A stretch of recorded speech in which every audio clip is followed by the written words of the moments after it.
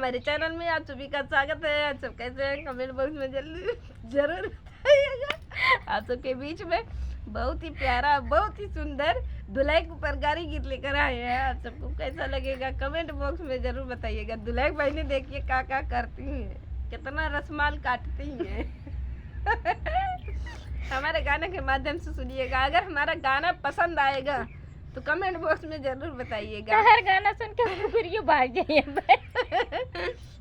और गाना अगर अच्छा लगेगा तो बताइएगा कमेंट बॉक्स में। तो भाई ऐसे प्यारे प्यारे गाने जरूर लाएंगे आप सबके बहुत बीच में। प्यारा बाबा सुनगा तब पता चली कितना प्यारा बा।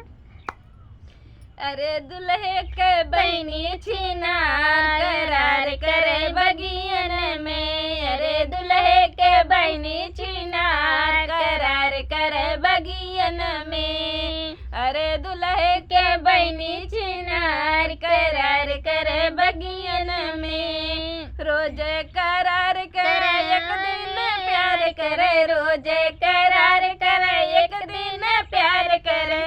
अरे अरे हरिया में कटेर से माल बाल करे बगियन में। अरे हरिया में कटेर से माल करार करे बगियन में।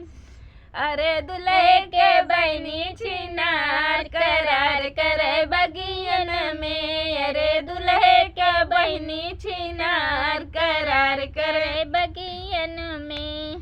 टोला मोहल्ला के लड़का पटावे। टोला मोहल्ला के लड़का पटावे। अरे रतिया में कटर से माल करार करे बगियन में। अरे रतिया में कटर से माल करार करे बगियन में। अरे समधी का बहिनी छिनार करार करे बगियन में। अरे समधी का बहिनी छिनार करार करे बगियन में। रोज करार करे एक दिन प्यार करे। रोज करार करे एक दिन प्यार करे।